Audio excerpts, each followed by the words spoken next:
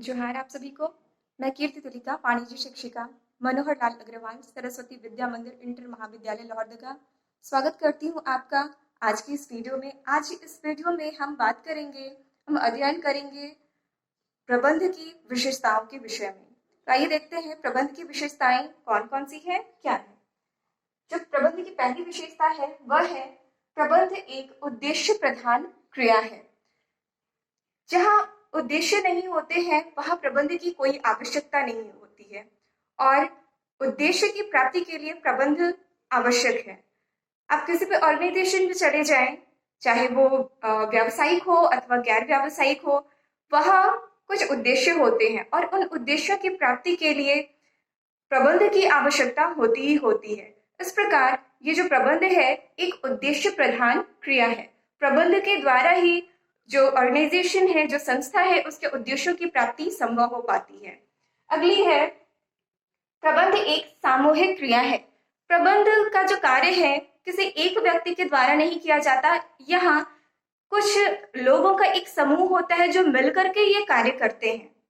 सभी के प्रयासों से जो प्रबंधन का कार्य है वह सफलतापूर्वक कर पाना संभव हो पाता है और जो ऑर्गेनाइजेशन है उसके जो एम है, जो भी गोल है, उसे अचीव कर पाना संभव हो पाता है। तो इस प्रकार जो हमारा ये प्रबंध है ये एक सामूहिक क्रिया है, व्यक्तिगत क्रिया नहीं है।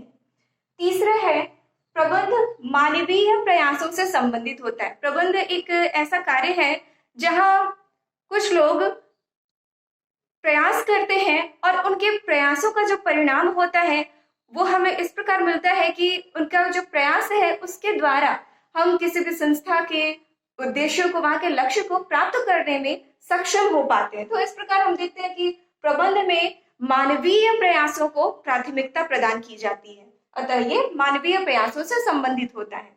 अगली है प्रबंध एक सतत प्रक्रिया है। हमने पिछले वीडियो में भी जाना था कि प्रबंध में कुछ स्टेप्स होते हैं जिनके द्वारा ये कार्य जो है वो पूरा किया जाता है और इसके अलावा किसी भी ऑर्गेनाइजेशन में, चाहे आप कह सकते हैं किसी भी उद्योग में, व्यवसाय में निरंतर कुछ समस्याएं आती रहती हैं और उन समस्याओं के समाधान के लिए हमें उचित प्रबंध की आवश्यकता होती है। उचित रूप से जब प्रबंधन कार्य किया जाता है तो तभी हम वो जो भी समस्याएं होती हैं उन समस्याओं से निजात पाने में सफल हो पाते हैं। तो इस प्रकार प्रबंध का जो कार्य है वो प्रबंध जो है ये एक सतत प्रक्रिया है, क्योंकि हमारे सामने समस्याएं आती रहती हैं और इस समस्याओं का सामना करने के लिए, उनका समाधान करने के लिए, उनसे बाहर निकलने के लिए निरंतर हमें प्रबंधन का कार्य करना पड़ता है।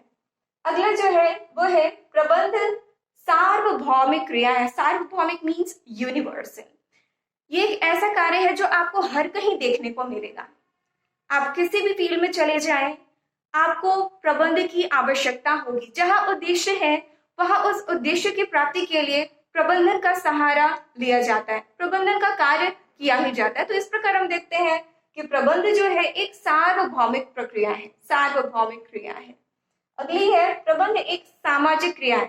प्रबंधन में हमें जिन भी चीजों की आवश्यकता होती है, जो प्रबंधक होते हैं, जो उच्च अधिकारी वर्ग के लोग होते हैं, जो कर्मचारी वर्ग के लोग होते हैं, ये सभी जो होते हैं हमारे ये जो समाज है इस समाज का अभिन्न अंग होते हैं। तो जब यहाँ कार्य करने वाले कर्मचारी, अधिकारीगण, जो प्रबंधक है, वो समाज का अभिन्न अंग है, तो उनके द्वारा जो प्रबंधन का कार्य किया जा रहा हम इसे समाज से अलग नहीं कर सकते। तो इस प्रकार ये जो प्रबंध है ये एक सामाजिक क्रिया है। अगला है प्रबंध एक समन्वयकारी शक्ति है।